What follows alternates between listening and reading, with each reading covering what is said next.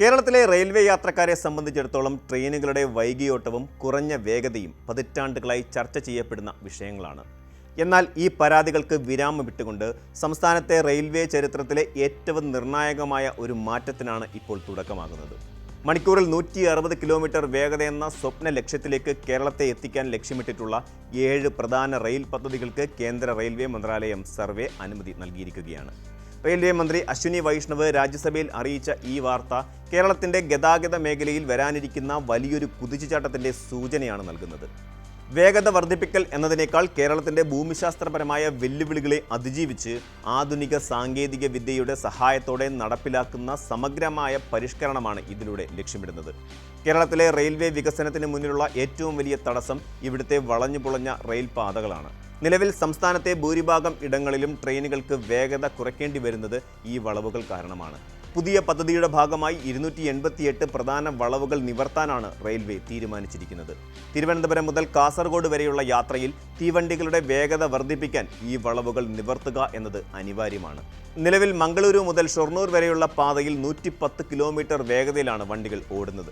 ഇത് 130 കിലോമീറ്ററാക്കി ഉയർത്താനുള്ള പ്രവൃത്തികൾ ഇപ്പോൾ തന്നെ പുരോഗമിക്കുന്നുണ്ട്. ഇതിന്റെ ഭാഗമായി മാത്രം 288 വളവുകൾ പരിഷ്കരിക്കേണ്ടതുണ്ട്. ഷൊർണൂർ കോഴിക്കോട് മംഗളൂരു സെക്ഷനുകളിൽ ഈ മാറ്റം പ്രകടമാകുന്നതോടെ യാത്രാ സമയത്തിൽ ഗണ്യമായ കുറവുണ്ടാകും. അതേസമയം തിരുവനന്തപുരം മുതൽ ഷൊർണൂർ വരെയുള്ള പാതയിൽ വേഗത 80 മുതൽ 100 കിലോമീറ്റർ വരെ മാത്രമാണ് ഇപ്പോൾ. ഈ പാതയിലെ 76 ചെറിയ വളവുകൾ കൂടി നിവർത്തുന്നതോടെ വേഗതയുടെ കാര്യത്തിൽ വലിയൊരു മാറ്റം ദൃശ്യമാകും. സർവേക്ക് അനുമതി ലഭിച്ച 7 പദ്ധതികളും കേരളത്തിൻ്റെ റെയിൽവേ ശൃംഖലയെ അടിമുടി പരിഷ്കരിക്കാൻ ശേഷിയുള്ളവയാണ്. 849 കിലോമീറ്റർ ദൂരപരിധിയാണ് ഈ റെയിൽവേ പാതകളിലൂടെ യാഥാർത്ഥ്യമാകാൻ പോകുന്നത്. ഷൊർണൂർ മുതൽ മംഗളൂരു വരെയുള്ള 307 കിലോമീറ്റർ ദൂരത്തിൽ 3ഉം 4ഉം പാതകൾ നിർമ്മിക്കുക എന്നതാണ് ഇതിൻ്റെ ഏറ്റവും പ്രധാനപ്പെട്ട ഒന്ന്.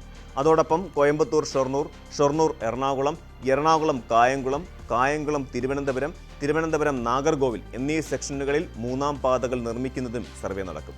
തുറവൂർ മുതൽ അമ്പലപ്പുഴ വരെയുള്ള 46 കിലോമീറ്റർ പാത ഇരട്ടിപ്പിക്കലും ഈ പദ്ധതിയുടെ ഭാഗമാണ്. ഈ പദ്ധതികൾ നടപ്പിലാകുന്നതോടെ തിരക്കേറിയ സമയങ്ങളിൽ ട്രെയിനുകൾക്ക് വഴിയൊരുക്കാൻ മറ്റു ട്രെയിനുകൾ പിടിച്ചിടേണ്ടി വരുന്ന അവസ്ഥയ്ക്ക് വലിയൊരു പരിഹാരമാകും.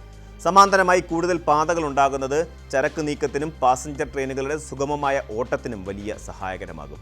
സംസ്ഥാന സർക്കാർ വലിയ പ്രതീക്ഷയോടെ കാണുന്ന ഹൈസ്പീഡ് റെയിൽ പദ്ധതിക്കും കേന്ദ്രമന്ത്രി അശ്വിനി വൈഷ്ണവ് വ്യക്തമായ മറുപടി നൽകിയിട്ടുണ്ട്. ഹൈസ്പീഡ് റെയിൽ പദ്ധതിയുടെ വിശദ പദ്ധതി രേഖ അഥവാ DPR തയ്യാറാക്കിയെങ്കിലും അത് പുതിയ റെയിൽവേ മാനദണ്ഡങ്ങൾക്കനുസരിച്ച് പരിഷ്കരിക്കാനാണ് കേരള റെയിൽ വികസന കോർപ്പറേഷനോട് നിർദ്ദേശിച്ചിരിക്കുന്നത്.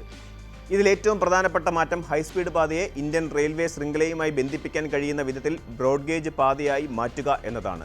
സ്റ്റാൻഡേർഡ് ഗേജിൽ നിന്ന് ബ്രോഡ് ഗേജിലേക്ക് മാറുന്നതോടെ അന്തർ സംസ്ഥാന ട്രെയിനുകൾക്കും മറ്റും ഈ അതിവേഗ പാത പ്രയോജനപ്പെടുത്താൻ സാധിക്കും.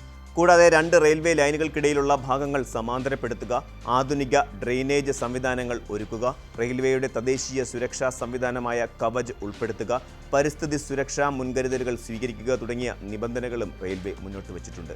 ഈ പരിഷ്കാരങ്ങൾ ഉൾപ്പെടുത്തി DPR സമർപ്പിച്ചാൽ മാത്രമേ പദ്ധതിയുമായി മുന്നോട്ട് പോകാൻ സാധിക്കൂ.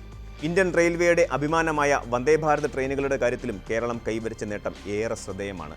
രാജ്യത്ത് നിലവിൽ സർവീസ് നടത്തുന്ന 82 വന്ദേ ഭാരത് വണ്ടികളിൽ യാത്രക്കാരുടെ എണ്ണത്തിലും വരുമാനത്തിലും കേരളത്തിലെ 3 തീവണ്ടികളും മുന്നിലുണ്ട്. ഏകദേശം 200% ഒക്കുപ്പൻസിയിലാണ് കേരളത്തിലെ വന്ദേ ഭാരതുകൾ ഓടിക്കൊണ്ടിരിക്കുന്നത്. അതായത് ലഭ്യമായ സീറ്റുകളേക്കാൾ ഇരട്ടി യാത്രക്കാർ ഈ സർവീസുകളെ ആശ്രയിക്കുന്നു എന്നർത്ഥം.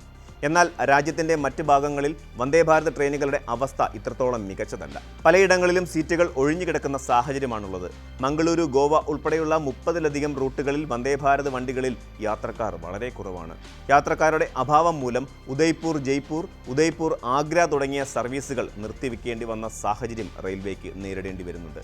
പ്രാദേശികമായ ആവശ്യങ്ങൾ പരിഗണിക്കാതെയും ജനസാന്ദ്രത കുറഞ്ഞ റൂട്ടുകളിലും സർവീസുകൾ തുടങ്ങിയതാണ് ഇതിന് കാരണമായി ചൂണ്ടിക്കാണിക്കപ്പെടുന്നത്. കേരളത്തിൽ വന്ദേ ഭാരതിനും മറ്റ് വേഗമേറിയ ട്രെയിനുകൾക്കും ലഭിക്കുന്ന വലിയ സ്വീകാര്യതയാണ് പുതിയ വികസന പദ്ധതികൾക്ക് കേരളത്തിന് മുൻഗണന ലഭിക്കാൻ കാരണമായതും. റെയിൽവേയുടെ വികസനം കേവലം ട്രാക്കുകളിൽ മാത്രം ഒതുങ്ങുന്ന ഒന്നല്ല. സ്ലീപ്പറുകളുടെ സാങ്കേതികത മാറ്റുക, 3ആം സിഗ്നൽ പ്രവൃത്തികൾ വേഗത്തിലാക്കുക, കവച് എന്ന ആൻറ്റി കൊളീഷൻ സംവിധാനം നടപ്പിലാക്കുക തുടങ്ങിയവയെല്ലാം ഈ മാറ്റത്തിൻ്റെ ഭാഗമാണ്. 160 കിലോമീറ്റർ വേഗതയിൽ ട്രെയിനുകൾ ഓടുമ്പോൾ ട്രാക്കിൻ്റെ ബലവും സുരക്ഷയും ഏറെ പ്രധാനമാണ്.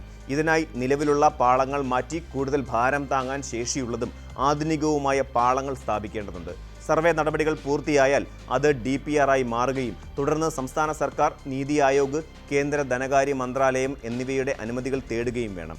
ഇതൊരു തുടർച്ചയായ പ്രക്രിയയായതിനാൽ കൃത്യമായ ഒരു സമയപരിധി ഇപ്പോൾ നിശ്ചയിക്കാനാവില്ലെങ്കിലും കേരളത്തിൻ്റെ റെയിൽ വികസനത്തിന് ഈ പച്ചക്കൊടി വലിയ ഊർജ്ജമാണ് പകരുന്നത്. യാത്രാ സമയത്തിലെ കുറവ് കേരളത്തിൻ്റെ സാമ്പത്തിക മേഖലയ്ക്കും വലിയ ഉണർവ് നൽകും.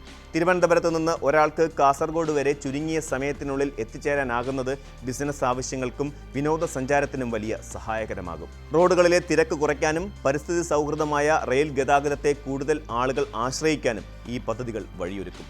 കേരളത്തിൻ്റെ ഭൂപ്രകൃതിയും ജനസാന്ദ്രതയും കണക്കിലെടുക്കുമ്പോൾ ഭൂമി ഏറ്റെടുക്കൽ പോലെയുള്ള വലിയ വെല്ലുവിളികൾ ഈ പദ്ധതികൾക്ക് മുന്നിലുണ്ട്. എന്നിരുന്നാലും ആധുനിക സാങ്കേതിക വിദ്യയുടെ സഹായത്തോടെ ഈ പ്രതിസന്ധികളെ മറികടന്ന് വേഗതയുടെ പുതിയ ട്രാക്കിലേക്ക് കേരളം മാറുമെന്ന ശുഭപ്രതീക്ഷയിലാണ് യാത്രക്കാരും അധികൃതരും.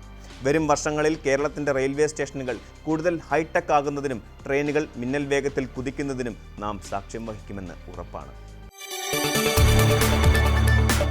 കൂടുതൽ വാർത്തകൾക്ക് news 18 Keralam YouTube channel subscribe ചെയ്യുക.